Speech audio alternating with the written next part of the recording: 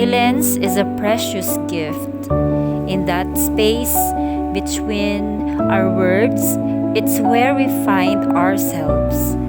When the mind is quiet, when there are no thoughts and no words to be said, we can hear our own heart talking to us. We can hear our own soul and our own intuition. Herman Melville has a really beautiful quote that explains exactly what I mean. God's one and only voice are silence. When we allow ourselves to be quiet, to breathe in and breathe out without the need to force ourselves into saying another word or think another thought, that's when we can hear our inner voice, our heart and intuition. That's when we can experience our own divinity, our own beauty and perfection.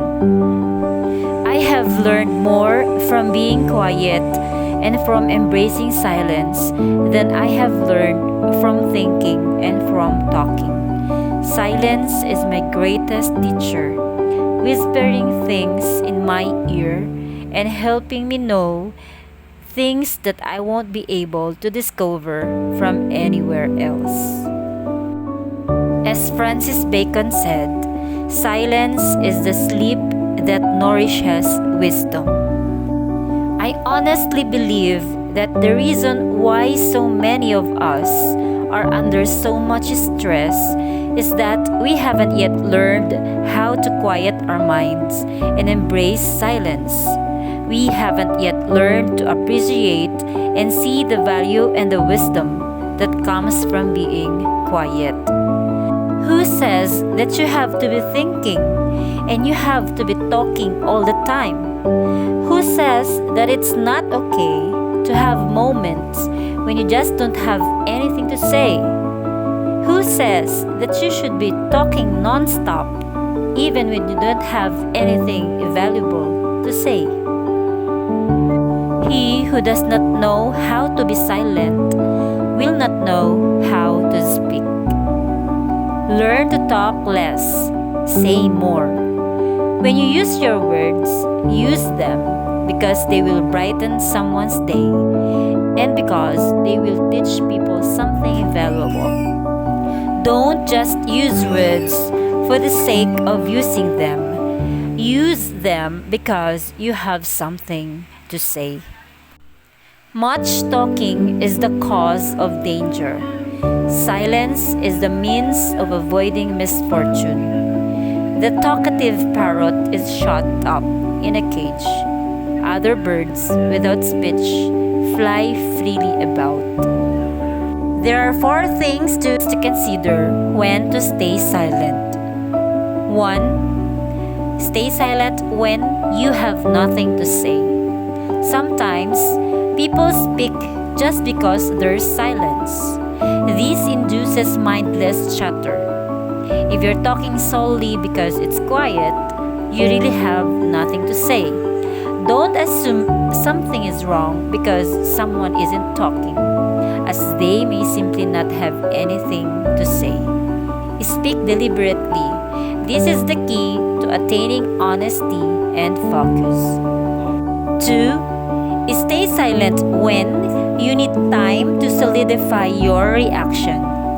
In emotionally charged situations, such as debates or arguments with a spouse or friend, there's always the risk of you responding in a hurtful or aggressive manner.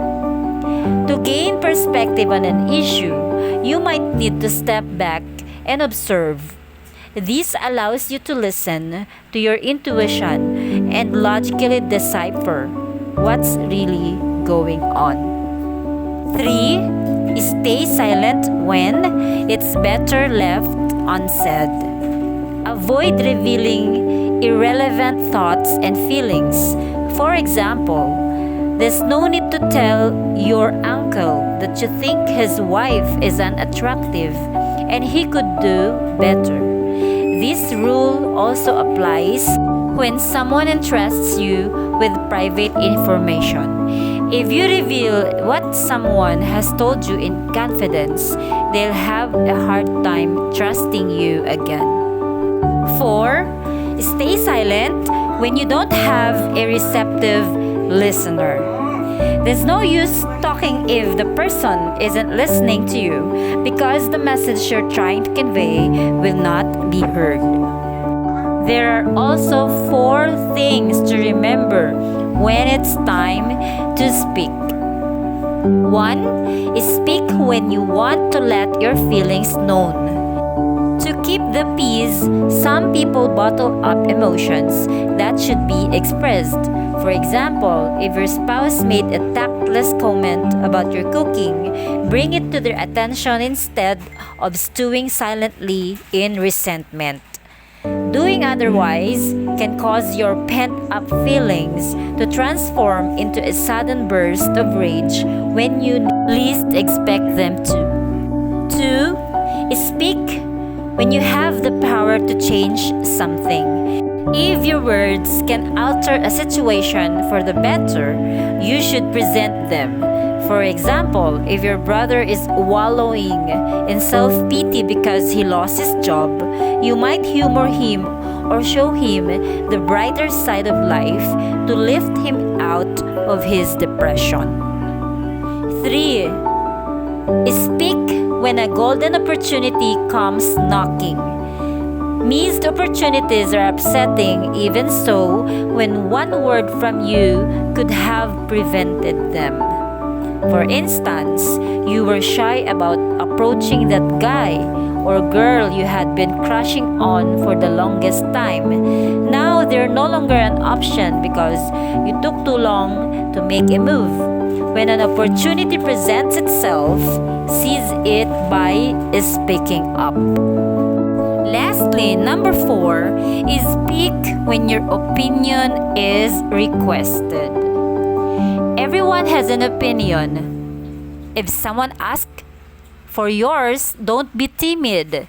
Deliver it truthfully and with diplomacy. Now, how to become a quiet person? First, practice thinking about things before you even say them. For example, if you get mad at someone, have what you are going to say pictured in your head. Hold it there for 3 to 5 seconds. Is what you are going to say really worth your time? If not, just think them to the person. If an answer is really needed, think and answer in a smart way. Second, to be quiet is to never interrupt people. Interrupting is just rude and gets on everyone's nerves. If you have something to say and someone else is talking, go ahead and think about what you want to say until the others are done talking. This is a good way to involve thinking things through in your everyday life. Third, to be quiet, get a good time-consuming hobby. A hobby will keep your mind occupied instead of your mouth. Some examples of perfect hobbies of these are reading, drawing, music, and dancing. Any hobby will work, but it will only work if you keep your mind focused on it. Just make sure you can remain quiet too. Fourth, to be quiet, let the other person speak first.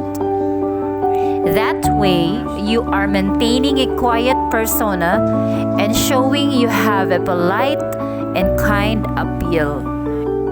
Fifth, to be quiet, use manners. Manners are an important way to help us stop and think about the context of our behavior. Think about whether or not being noisy is being considerate of others' needs. Places such as libraries, theaters, examination rooms, etc., are obvious places where we should keep our voices down.